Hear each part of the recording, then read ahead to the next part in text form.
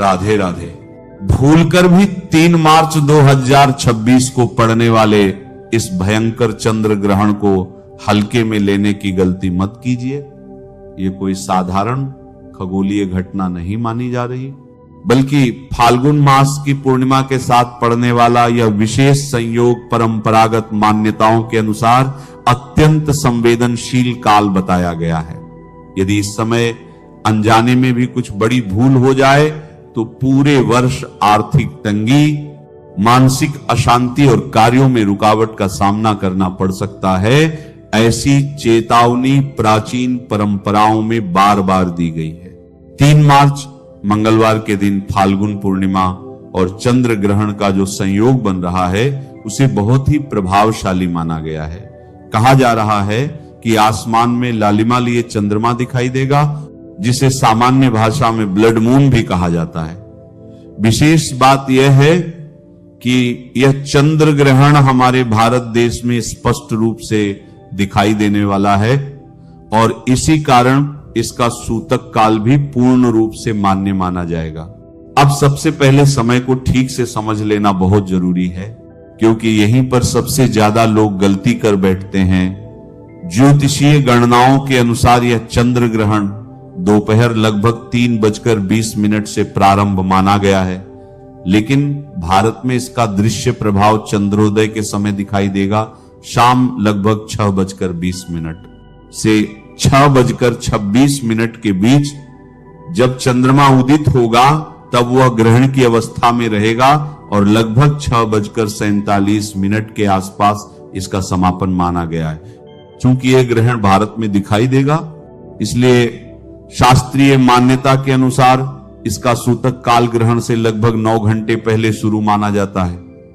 इस गणना से देखा जाए तो सुबह लगभग 6:20 से सूतक काल प्रभावी हो जाएगा और शाम 6:47 तक रहेगा। सूतक का अर्थ डर नहीं होता, सूतक का अर्थ है सावधानी, संयम और सजगता।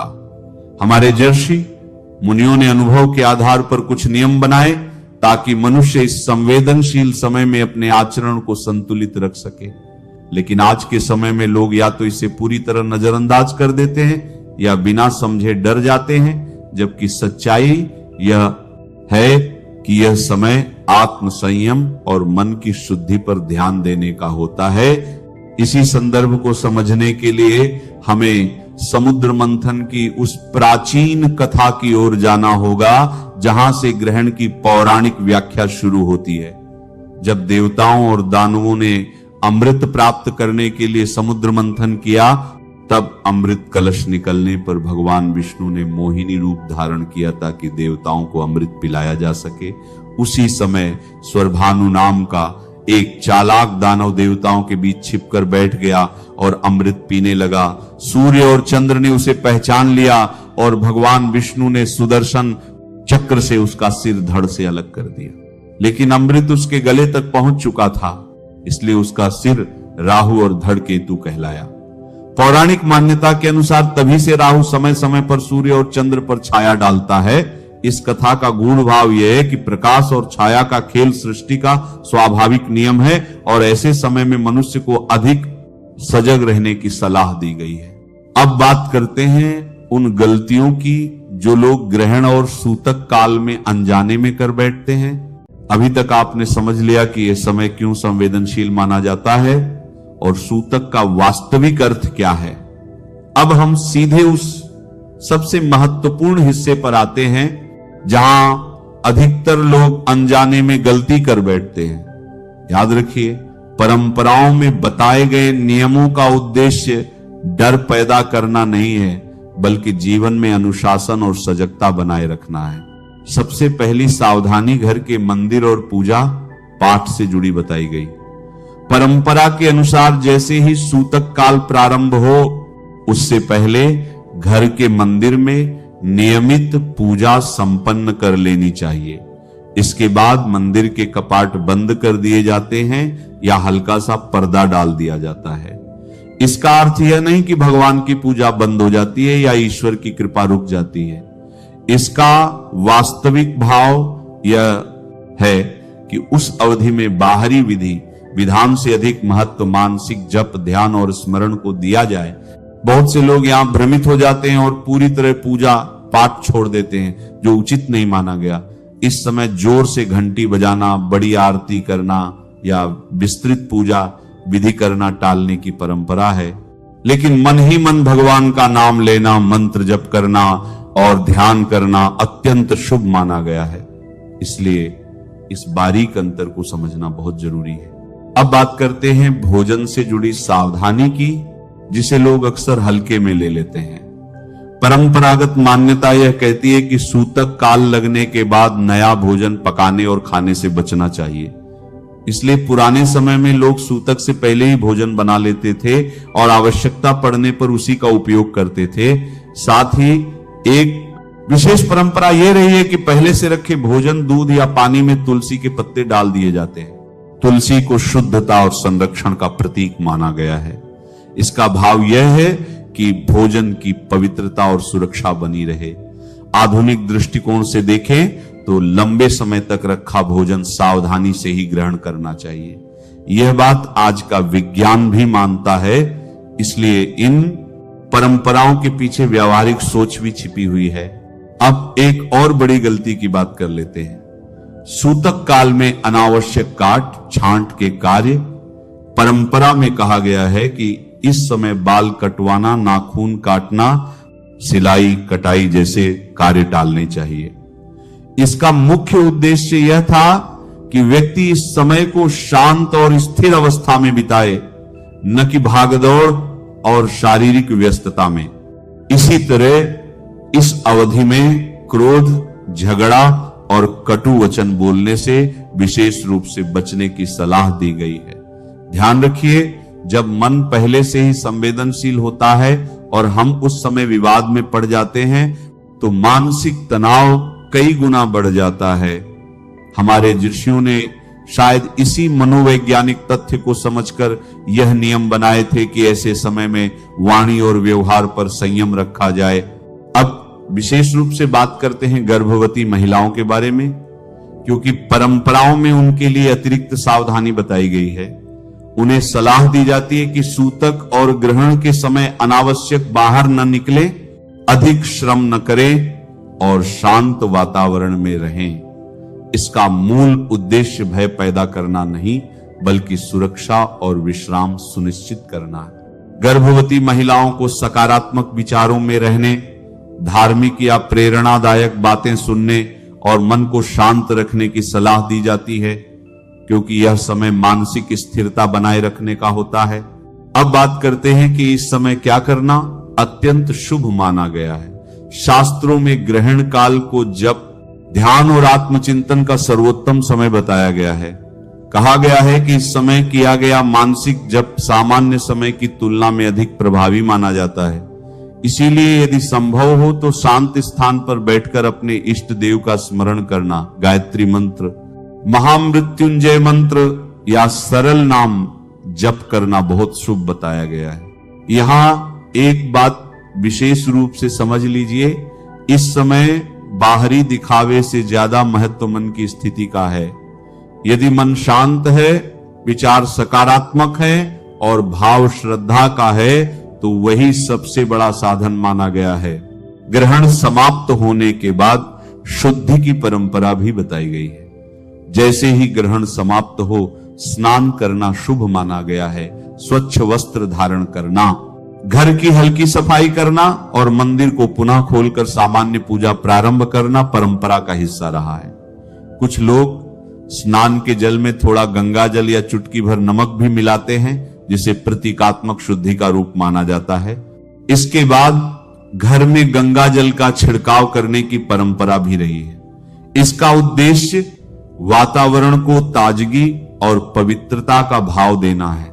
ध्यान रखिए, इन सब का मूल भाव मानसिक और वातावरणीय शुद्धि का प्रतीक है। दान का महत्व भी इस समय विशेष रूप से बताया गया है। चंद्र ग्रहण होने के कारण सफेद वस्तुओं का दान शुभ माना गया है, जैसे चावल, चीनी, दूध, दही, सफेद वस्त्र या चांदी। लेकिन यहां सबसे जरूरी बात यह है कि दान हमेशा श्रद्धा से होना चाहिए, दिखावे से नहीं। यदि दान में अहंकार आ गया तो उसका आध्यात्मिक फल कम हो जाता है, सब परंपराओं में बताया गया। अब हम उस महत्वपूर्ण भाग पर पहुंच चुके हैं जहां परंपराओं में बताए गए विशेष उपायों और उनके पीछे छिपे भाव को समझना बहुत जरूरी हो जाता है। अक्सर लोग केवल नियम सुन लेते हैं लेकिन उनके पीछे का संदेश नहीं समझते, जबकि यदि भाव समझ में आ जाए तो व्यक्ति बिना भय के भी इन बातों का सार ग्रहण कर सकता है। जैसा पहले बताया गया, ग्रहण काल को आत्मचिंतन और मन की शुद्धि का समय माना गया है। इसी संदर्भ में प्राचीन ग्रंथों में धर्मदत्त नामक एक व्यक्ति की कथा का उल्लेख मिलता है। कहा जाता है कि धर्मदत्त अत्यंत परिश्रमी था। वह दिन रात मेहनत करता था लेकिन उसके जीवन में स्थिर सफलता नहीं आ रही थी। घर में आर्थिक तंगी बनी रहती थी, मन में बेचैनी रहती थी और प्रयासों के बावजूद उसे संतोष नहीं मिल पा रहा था। एक दिन वह अत्यंत चिंतित होकर एक ज्ञानी ऋषि के पास पहुंचा और अपनी समस्या बताई। ऋषि ने उससे लंबी चर्चा की और कहा कि केवल परिश्रम ही पर्याप्त नहीं होता, जीवन में संयम, सेवा और सकारात्मक संकल्प भी उतने ही आवश्यक है। उन्होंने धर्मदत्त को कुछ सरल नियम अपनाने की सलाह दी। मन को शांत रखना, क्रोध पर नियंत्रण रखना, समय समय पर दान करना और विशेष रूप से गौ सेवा करना। धर्मदत्त ने शिष्य की बात को गंभीरता से लिया और धीरे धीरे अपने जीवन में इन बातों को उतारना शुरू किया। उसने अपने व्यवहार में परिवर्तन किया, वाणी को मधुर बनाया, जरूरतमंदों की सहायता शुरू की और नियमित रूप से गाय को अपने हाथ से हरी घास और आटे की लोई खिलाने लगा। कहा जाता है कि कुछ ही समय बाद उसके जीवन की परिस्थितियां बदलने लगी, कार्यों में रुकावट कम हुई, मन की बेचैनी घटने लगी और धीरे धीरे आर्थिक स्थिति भी सुधरने लगी। इस कथा का अर्थ चमत्कार दिखाना नहीं है, बल्कि यह समझाना है कि जब व्यक्ति अपने आचरण को संतुलित करता है, सेवा और करुणा का भाव जगाता है, इसी कारण ग्रहण के बाद गौ सेवा को विशेष रूप से शुभ माना गया है। यदि संभव हो तो ग्रहण समाप्ति के बाद किसी गौशाला में जाकर गाय को हरी घास, गुड़ मिली रोटी या आटे की लोई अपने हाथ से खिलाने की परंपरा बताई गई है। इसका मूल भाव करुणा, कृतज्ञता और सेवा का अभ्यास है। जब मन में दया का भाव आता है तो व्यक्ति के भीतर की कठोरता धीरे धीरे कम होने लगती है। इसी क्रम में पक्षियों को दाना डालना भी शुभ कर्मों में गिना गया है। सुबह या अगले दिन छत पर या खुले स्थान पर दाना और पानी रखना एक सरल लेकिन अत्यंत सकारात्मक आदत मानी गई है। यह केवल धार्मिक कर्म नहीं बल्कि प्रकृति और जीवों के प्रति संवेदनशील बनने का अभ्यास भी है। अब एक और परंपरागत उपाय की चर्चा करते हैं जिसे कई लोग जानते तो हैं लेकिन सही तरीके से समझते नहीं। कहा जाता है कि ग्रहण के दिन या उसके तुरंत बाद मुख्य द्वार पर घी का दीपक जलाना और घर के दक्षिण भाग में तेल का दीपक प्रज्वलित करना शुभ माना गया है। इसका प्रतीकात्मक अर्थ है घर में प्रकाश, संतुलन और सकारात्मक ऊर्जा का स्वागत करना। ध्यान रखिए, दीपक केवल लौ नहीं है, वह सजगता और आशा का प्रतीक है। जब हम दीप जलाते हैं तो हम अपने भीतर के अंधकार को भी पहचानने और उसे दूर करने का संकल्प लेते हैं। यही इसका गूढ़ संदेश है। अब बात करते हैं धन से जुड़े उस प्रतीकात्मक उपाय की जिसका उल्लेख परंपराओं में मिलता है। कहा गया है कि चावल से भरी एक छोटी कटोरी में एक साफ सिक्का रखकर उसे भगवान के सामने रख दिया जाए। अगले दिन उस सिक्के को अपने धन स्थान जैसे तिजोरी या पर्स में सुरक्षित रख लिया जाए। इसका उद्देश्य कोई जादुई परिवर्तन करना नहीं बल्कि मन में समृद्धि का सकारात्मक संकल्प स्थापित करना है। हमारे पूर्वज प्रतीकों के माध्यम से मन को प्रशिक्षित करना जानते थे। जब व्यक्ति रोज सकारात्मक संकल्प देखता है तो उसके निर्णय, उसकी मेहनत और उसका दृष्टिकोण धीरे धीरे उसी दिशा में ढलने लगता है। यदि किसी व्यक्ति को जीवन में लगातार बाधाएं, विरोध या मानसिक तनाव का अनुभव हो रहा हो, तो इस समय शांत होकर प्रार्थना करना भी अत्यंत उपयोगी माना गया है। परंपरा कहती है, किसी के लिए बुरा सोचने के बजाय ईश्वर से न्याय और संतुलन की प्रार्थना करनी चाहिए, क्योंकि नकारात्मक भाव सबसे पहले उसी व्यक्ति को प्रभावित करते हैं जिसके मन में वे उत्पन्न होते हैं। फाल्गुन पूर्णिमा और